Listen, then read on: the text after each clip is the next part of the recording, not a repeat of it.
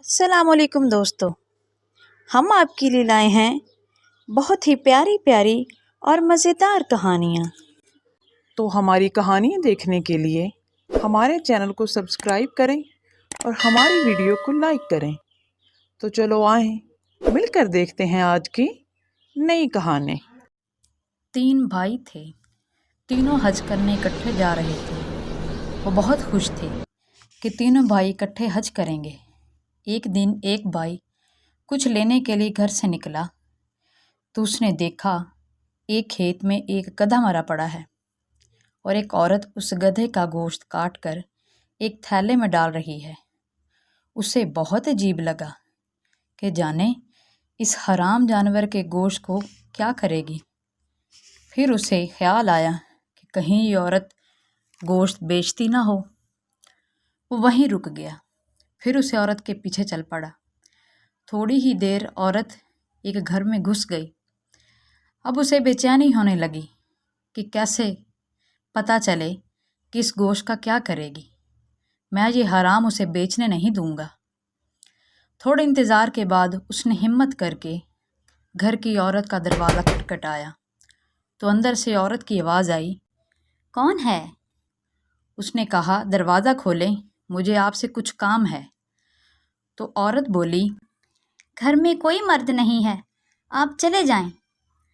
دوسری دفعہ پھر دروازہ کھٹکھٹایا مگر پھر وہی جواب ملا۔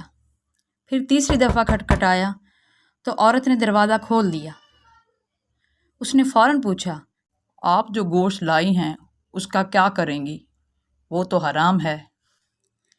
عورت بولی، میرا شوہر فوت ہو چکا ہے، میرے یہ 3 بچے ہیں اور یہ کافی دنوں سے بھوکے ہیں۔ اب ان سے بھوک برداشت نہیں ہو رہی تھی اور مجھے بھی برداشت نہیں ہو رہی تھی۔ میرے پاس ان کو دینے کے لیے کچھ نہیں تھا۔ اب یہ گوشت ملا تھا، سوچا یہی پکا کر کھلا دیتی ہوں تاکہ ان کی بھوک دور ہو جائے۔ اس کی نظریں جھک گئیں اور آنکھوں سے آنسو نکل پڑے۔ وہ شرمندہ وہاں سے واپس مڑ گیا اور اپنے گھر چلا گیا۔ گھر جاتے ہی وہ اپنے بھائی سے بولا، میرے پیسے مجھے واپس کر دو، مجھے حج پر نہیں جانا۔ بھائی بہت خفا ہوئے لیکن اس نے ضد پکڑ لی، مجھے پیسے واپس دے دیں۔ پیسے لیتے ہی وہ بازار گیا اور کھانے پینے کی ضرورت کا سامان لیا اور اسی گھر دروازہ کھٹکھٹایا۔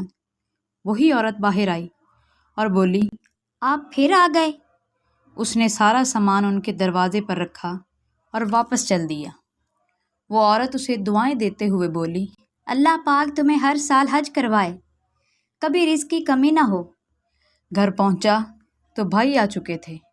اسے بہت دکھ ہوا کہ حج پہ نہیں جا سکا لیکن دل میں خوش بھی تھا۔ جب اس کے بھائی حج سے واپس آئے تو غصے سے بولے، تم ہمارے ساتھ نہیں گئے تو پھر کس کے ساتھ گئے تھے؟ وہ بولا، میں تو نہیں گیا۔ پھر اس کا بھائی بولا، میں نے خود تمہیں وہاں دیکھا ہے، تم جھوٹ بولتے ہو۔ پھر وہ ایک مولوی صاحب کے پاس گیا اور سارا قصہ سنایا۔